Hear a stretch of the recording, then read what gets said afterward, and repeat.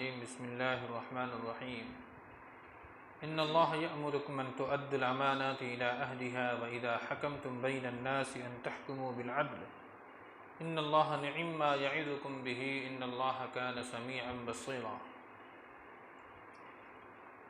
اس آیت کریمہ کے ضمن میں ماقبل درس میں ہم نے تفصیل سے گفتگو کی تھی کہ حکومتی سطح پر، ریاستی سطح پر حاکم بنانے کے لیے، حکمراں چلانے کے لیے، یعنی ایک ریاست کو چلانے کے لیے 3 اصول کا ہونا ضروری ہے۔ پہلا اصول ہو کہ حاکم عوام کے مشورہ سے بنایا جائے گا، وَأَمْرُهُمْ شُورَى بَيْنَهُمْ، یعنی حکومت، عہدہ کسے دیا جائے، حاکم کسے بنایا جائے، تو اس کے لیے پہلا اصول وَأَمْرُهُمْ شُورَى بَيْنَهُمْ، لوگ آپس میں مشورہ کریں گے، اور اس پر تفصیل سے بات کی جا چکی ہے۔ لیکن مشورہ دینے والا، جو ووٹنگ ہوتی ہے، جو ووٹ کرنے والا گویا کہ ایک مشورہ دے رہا ہے، وہ چن رہا ہے اپنا حاکم اور حکمراں کو، تو چننے والا بھی امانت دار ہو، اس لیے کہ ہم جسے چن رہے ہیں اس سے کوئی ذاتی مفادات مقصود نہ ہو۔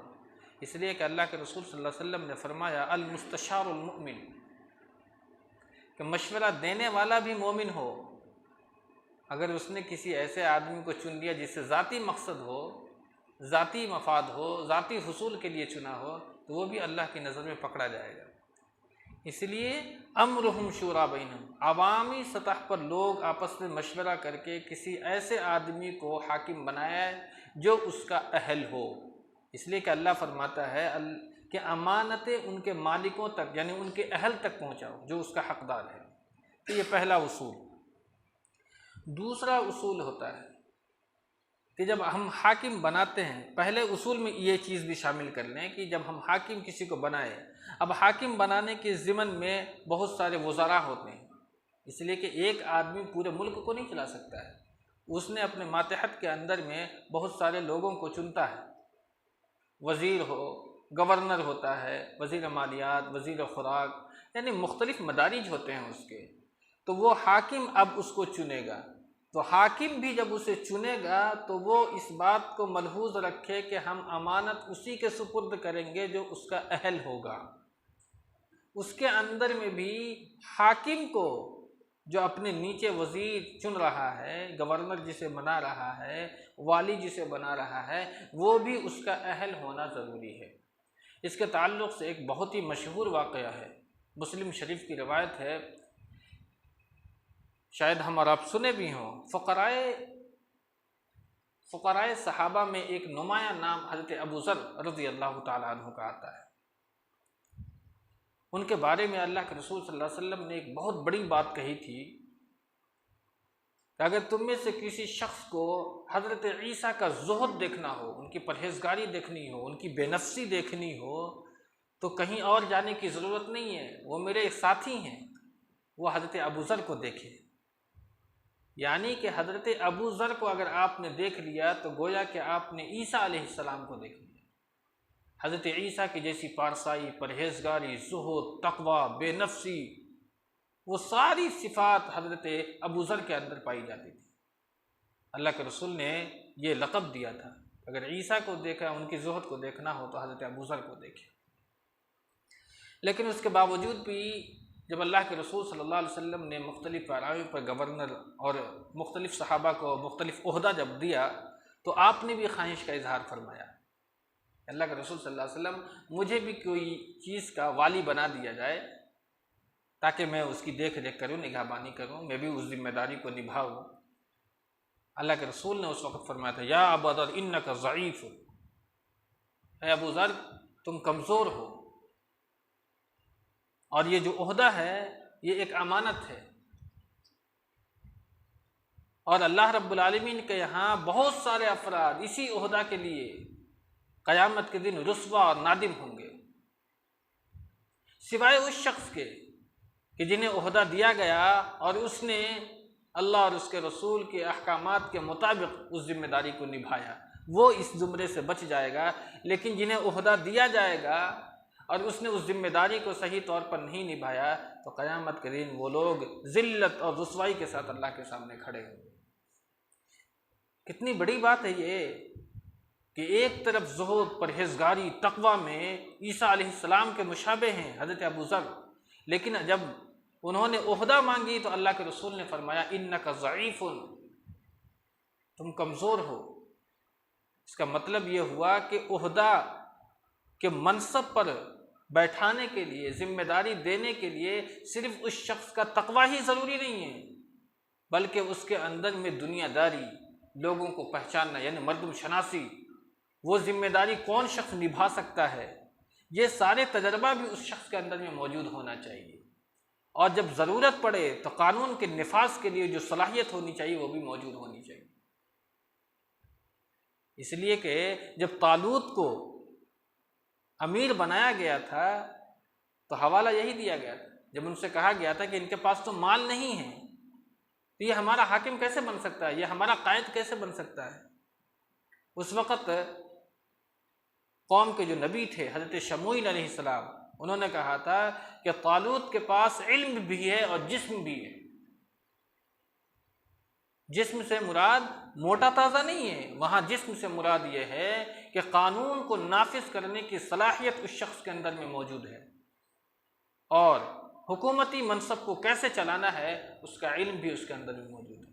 تو علم تقوی کے ساتھ ساتھ وہ نفاذ کی جو صلاحیت ہے، مردم شناسی جو ہے، یہ بھی ہونا ضروری ہے۔ ایسے آدمی کو ہم عہدہ دیں گے۔ ایک آدمی کے پاس دنیاوی بہت ساری صلاحیتیں ہیں لیکن اس کے اندر تقوی نہیں ہے، ہم اس کو نہیں دیں گے۔ لیکن ایک آدمی کے اندر بہت سارا تقوی ہے لیکن دنیا داری اور لوگوں کو پہچاننے کا کون سا کام کون شخص انجام دے سکتا ہے، اگر اس کا تجربہ موجود نہیں ہے تو ہمیں بھی وہ عہدہ اس کو نہیں دیں گے۔ دونوں چیزوں کا ہونا اس آدمی کے لیے ضروری ہے۔ تو یہ ہے پہلا اصول۔ دوسرا اصول ہے وَإِذَا حَكَمْتُمْ بَيْنَ النَّاسِ أَن تَحْكُمُوا بِالْعَدْلِ، اور جب لوگوں کے درمیان فیصلہ کرو تو انصاف کے ساتھ کرو۔ یہ ہے عدلیہ، عدالتی نظام کیسے چلانا ہے۔ اللہ نے یہاں اصول بتلایا کہ جب حکومت کے منصب پر، عدل کے منصب پر، جج کی حیثیت سے جب بیٹھو گے تو فیصلہ کرنے کے وقت میں تمہارے ہاتھ کانپنے نہیں چاہیے، تمہاری زبان لڑکھڑانی نہیں چاہیے۔ اللہ نے اسی صورت کے آگے یا ایھا الذین آمنوا کونوا قوامین بالقسط شہداء للہ ولو علی انفسکم، اللہ کے لیے سچی گواہی دینے والے بن جاؤ، اگرچہ وہ گواہی تمہارے اپنے نفس کے خلاف کیوں نہ ہو جائے، تمہارے والدین کے خلاف کیوں نہ ہو جائے، لیکن گواہی اگر دو تو سچ بولو اللہ کے لیے۔ اور اس سے آگے سورہ مائدہ میں اللہ نے فرمایا للہ شہداء بالقسط لا یجرمنکم شنآن قوم علی الا تعدلوا اعدلوا، جب جج کی حیثیت سے انصاف کرنے کے لیے اگر کسی قوم کے درمیان بیٹھے ہو تو یہ نہ دیکھو کہ یہ مسلمان ہے یہ کافر ہے، اللہ نے اس کی بھی نشاندہی کر دی ہے۔ انصاف کے معاملے کے اندر میں قومیت نہیں آنی چاہیے، بلکہ وہ بات سامنے ہو کہ حق پر کون ہے اور باطل پر کون ہے، سچا کون ہے جھوٹا کون ہے، یہ ضروری ہے۔ اس لیے اللہ نے یہاں مومن کا لفظ نہیں لایا بلکہ وَإِذَا حَكَمْتُمْ بَيْنَ النَّاسِ، اب لوگ میں تو سب ہیں، مومن بھی ہے، مشرک بھی ہے، یہودی بھی ہے، عیسائی بھی ہے، سارے لوگ اس ناس کے اندر میں شامل ہو جاتے ہیں۔ جب لوگوں کے درمیان انصاف کرنے بیٹھو تو ایک دم انصاف برتو۔ اس بارے میں اگر آپ اللہ کے رسول صلی اللہ علیہ وسلم کی زندگی کو دیکھیں گے تو اللہ کے نبی کو اللہ رب العالمین نے ساری صلاحیتیں دی تھی۔ آپ بھی امیر تھے، آپ ہی قائد تھے، آپ ہی لیڈر تھے، آپ ہی جج تھے، ساری چیز تو اللہ رب العالمین نے آپ کو نوازا تھا۔ تو نبی کے زمانے میں ایسی کوئی نوبت درپیش نہیں آئی۔ اسی طریقے سے اللہ کے رسول صلی اللہ علیہ وسلم کے بعد حضرت ابوبکر صدیق کے زمانے میں بھی باضابطہ کوئی عدلیہ نہیں تھا، عدلیہ انتظام جو ہوتی ہے وہ نہیں تھی، لیکن اس کے بعد حضرت عمر رضی اللہ تعالیٰ عنہ کے زمانے میں وہ دھیرے دھیرے عدلیہ نظام کو قائم کرنے کا سلسلہ شروع ہوا تھا۔ لیکن یہ پایۂ تکمیل تک کب پہنچا؟ حضرت علی رضی اللہ تعالیٰ عنہ کی حکومت کے اندر میں باضابطہ عدالتی ایک نظام قائم کیا گیا۔ اور حضرت علی رضی اللہ تعالیٰ عنہ کے زمانے خلافت میں بھی ایک مسئلہ درپیش ہوا تھا، حضرت علی کی زرہ چوری ہو گئی۔ حضرت علی رضی اللہ تعالیٰ عنہ کی جب زرہ چوری ہوئی تو وہ جب تلاشی گئی تو وہ ایک یہودی کے پاس ملی،